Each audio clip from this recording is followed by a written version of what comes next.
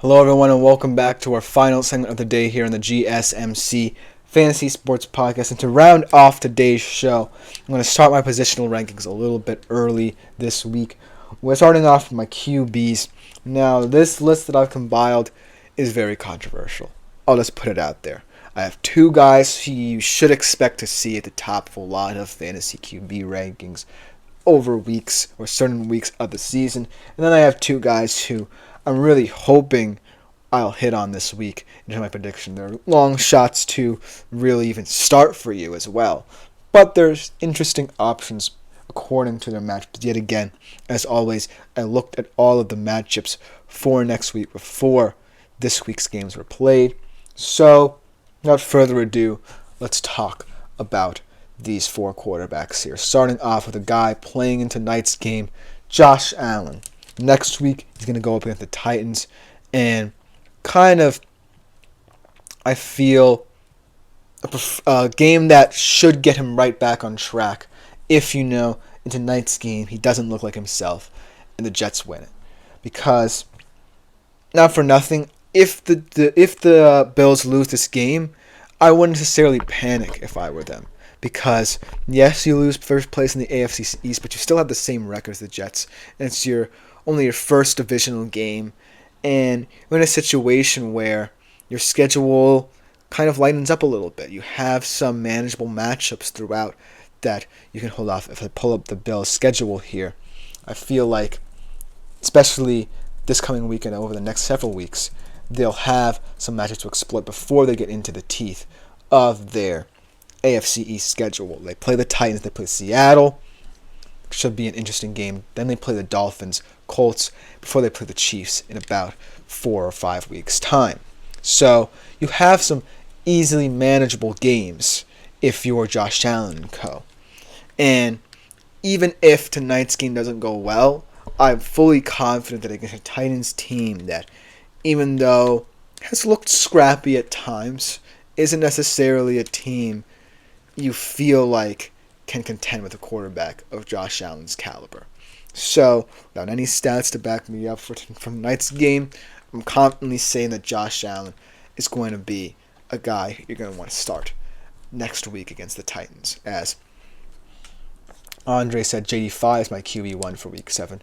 It's a good choice, to be honest with you. He is playing the Panthers, but I'm actually, at the end of this segment, going to shock you with my one of my personal picks that will finish pretty high in fantasy QB. But for the second pick here, my second kind of chalk pick here is Joe Burrow. Yes, he looked a little bit pedestrian, a little bit like he was going through the motions last night against the Giants, only 19.82 fantasy points. I feel like the thing about Joe Burrow is that you never really worry about what he brings to the Bengals. It's going to be more about how the defense can fully bolster this offense and give it confidence. And last night they did very well in that regard in stopping the Giants.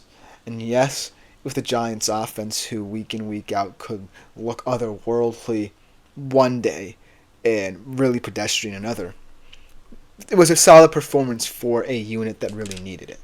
And going forward, I feel like the defense is really going to elevate what the offense can do. Because if the defense gains confidence, then the offense can gain confidence as well.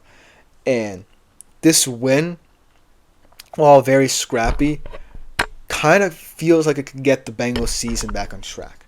And going up against the Browns, who are a dumpster fire, you're potentially looking at 3 straight wins for a Bengals team that to start the season, not for nothing, could have had even more wins and could have had a winning record at this point in the season. So, in this game, expect Joe Burrow to put up big numbers in a Browns defense that still has the potential to have a big game, but because of its offense, really gets let down more often than not. So, let's say that Joe Burrow is going to be someone who you might want to choose for this contest, because at the end of the day, I feel like he's someone who I can't deny his talent in terms of helping this Bengals team. As Andre said, he's taking instant fire. I agree with that as well. If every single weapon in that Bengals team plays to the best of their abilities, then you can say that the Bengals can be a playoff contender, even after such a poor start. And I feel like this team can just keep on getting better and better and better week in and week out. And so I feel like T. Higgins could be a big part of that as well because he's an underrated wide receiver. But at the end of the day, Joe Burrow, he's just going to see his star continue to rise in terms of how solid he is in fantasy and in real life. But now, here comes the weird and wacky decisions that I made in terms of looking at these QBs this week. These are the two guys who I said might raise a couple eyebrows if you're watching out there in terms of their fantasy outlook for this week. But they do have matchups that I feel that if they play their best football, they can exploit. Maybe they're not going to win their matchups or maybe win their games, but there are ways that I see these two guys playing that really could make them stand out as potentially in a deeper league a QB2 option you're comfortable with having. The first one being a guy we already mentioned, a guy who's gotten a lot of talk surrounding him on the show over the past couple of weeks, Daniel Jones. Yesterday, to say he underperformed after a solid performance against my Seattle Seahawks was an understatement. So I guess that it takes the Seahawks to bring the best out of Daniel Jones, I guess. But I digress. Going up against the Eagles, though, this is a sneaky, interesting matchup here. Because I actually predicted on Friday that Deshaun Watson would have a decent game against the Eagles this week. And not for nothing, he actually did. As Andre said, May should have a day with the Jacks. We'll talk a little bit more about May tomorrow.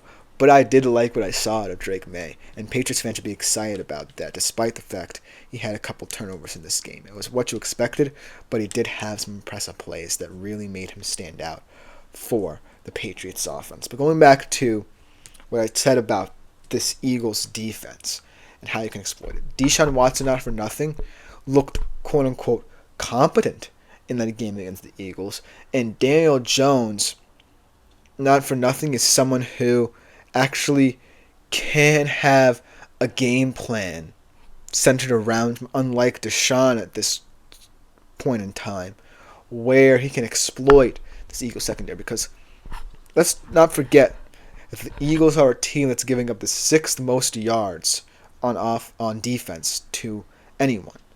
And so, in a weird divisional matchup, look for Daniel Jones to potentially be someone who can bring a certain level of competence to the Giants, especially if Malik Neighbors comes back as well, because he's going to be a huge factor in how they play. But at the end of the day, don't rule out Daniel Jones, especially in deeper leagues, just because, he had a down performance, because he is definitely a boom or bust kind of guy, a peaks and valleys guy, as they say. But in this matchup, I wouldn't be surprised if he puts together a couple of good drives, gets a couple of touchdowns in this game, and at the end of the day, has a good stat line in both real life and fantasy. So, it may sound crazy, but it's just my opinion. And the other guy I also kind of mentioned in my last segment as well, Andy Dalton, going up against the Commanders. Now, this matchup is highly unlike the Ravens matchup, where both of these guys are dual threat guys, and that you're not expecting Andy Dalton to do anything with his legs. What he can do with his arm is really challenge a Commanders secondary that doesn't necessarily handle speed well. And Deontay Johnson has played very well with Andy Dalton as his QB, as well as Xavier Legette, another guy who's a solid speed guy, but more of a multifaceted route runner as well. But when I look at Andy Dalton, what he's done as a QB in both real life and fantasy, he's been someone who, not for nothing, I feel like a lot of people can rely upon. He did only have 14.94 points against Atlanta. Had a weird up and down day where he threw 2 touchdowns, threw 2 picks. But I feel confident that in certain matchups, Andy Dalton can do enough to really create a narrative that he can be, at least in a deeper league, a starting fantasy QB. Because he just is someone who, at the end of the day, I would feel comfortable relying upon to generate enough offense, generate enough confident drives for a Carolina Panthers squad. Because he really has rejuvenated it. But it's just about, finding the certain matchups where I best see him fitting that kind of narrative for fantasy football managers. But let me know what you think in the comments, because that will just about do it for today's show. This has been the GSMC Fantasy Sports Podcast, brought to you as always by the GSMC Sports Network. I've been Christopher Shepard. Thank you all for tuning in. Thank you all for your wonderful comments. Continue leaving them if you so choose to interact with the show directly.